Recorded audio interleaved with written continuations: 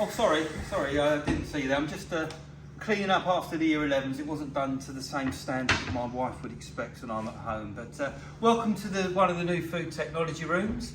I'm going to show you around bits and pieces of it in a minute, but I thought it'd be nice for you to see this. A lot of money has been spent on this. But first of all, a few announcements for you. Open evening. Our open evening is on Thursday the 12th of October.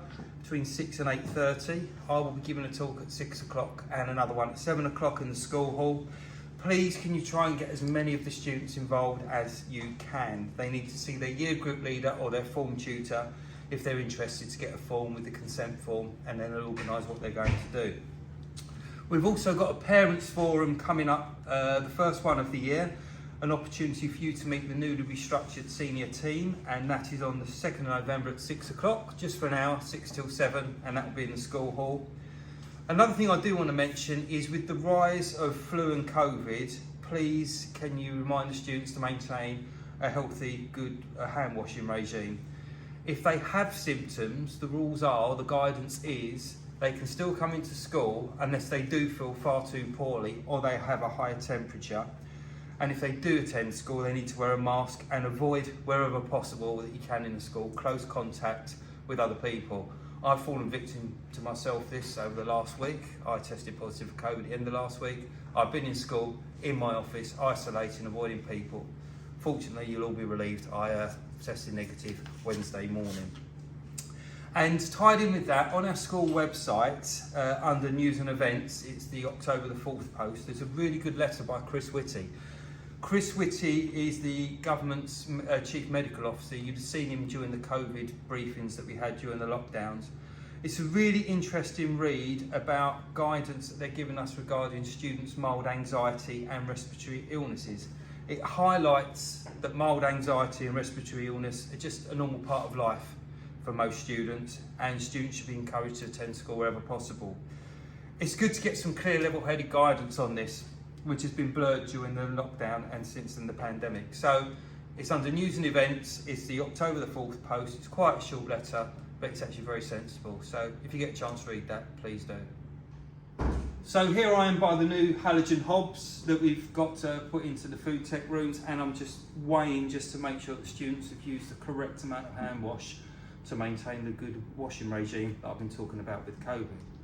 A few more announcements. I just want to say about we're tightening up on 2 students being in the same cubicle at the same time in the toilet.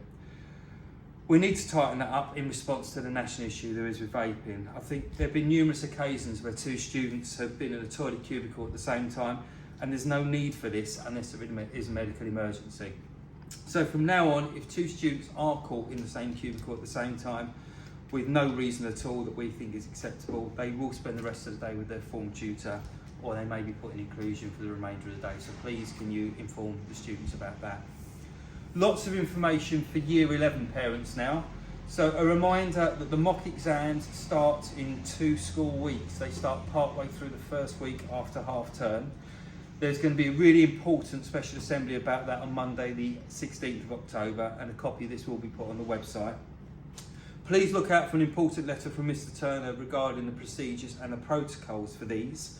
One thing you do need to be aware of, if the students have an afternoon exam, it will probably finish about 10 to 3.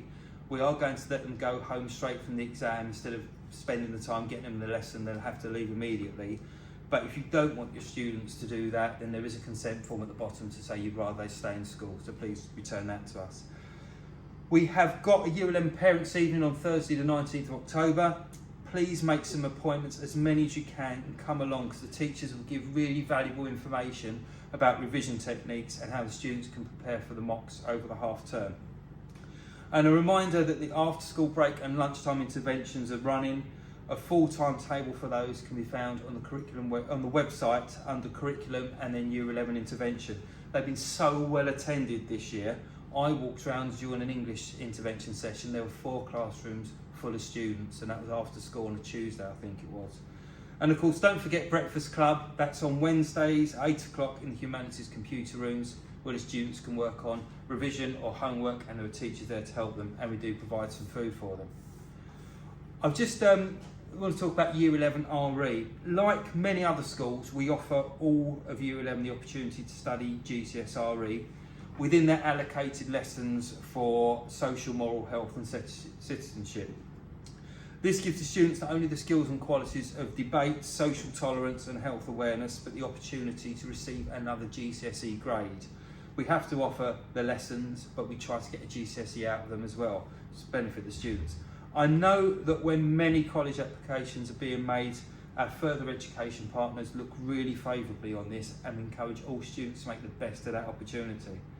Again, this is bringing compassion to their futures and opening as many doors as possible as we can by getting them this extra GCSE grade as high as they possibly can. Right, so this is the best bit, my favourite part of the whole of the new technology rooms. This looks like a normal whiteboard, but if you open it up, we've got the 50-odd inch plasma screen where the teacher can show the PowerPoints to the students, and here's a recipe for savoury rice that some of our students have been doing today. Final group of notices from me, Duke of Edinburgh Award. Student assemblies for years 9 and 10 are imminent, with a parent information meeting to follow. Any students that are previously enrolled need to be reminded it's up to them to complete their section of the D of E. If they've got any questions about how to actually use that online platform, then please see Mrs. Kitajewski or Mr. Hendon. As road safety notice here, the King's Head traffic lights. I've been down there a few times recently, and I'm sure you appreciate the pavement is very narrow there.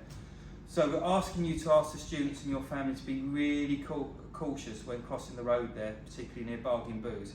We've had some reports of students running across the road and not waiting for the lights.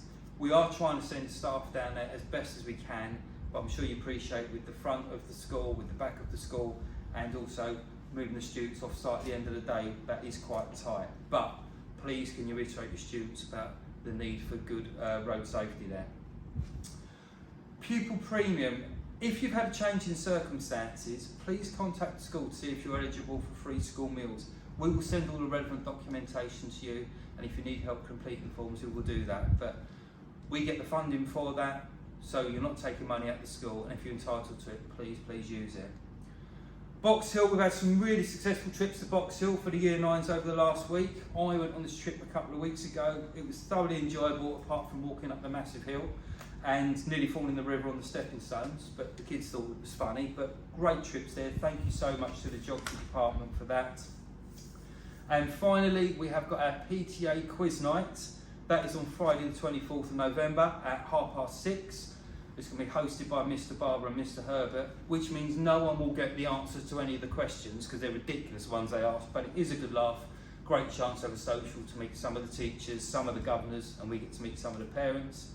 The tickets are £12.50, they include a curry, and there will be a licensed bar there as well. If you want to get a team together, you can have up to 8 people. A flyer's coming out very shortly. Last year we sold out, so get your tickets in early. I will be there. Hopefully not comparing, but I imagine I'll get roped into it. If you are interested, please email pta@oakwood.surrey.sch.uk to book some tickets. All the money raised goes to help the school. So lovely to speak to you again. I'll do another one of these just for half term. Please stay safe, and I look forward to seeing you then.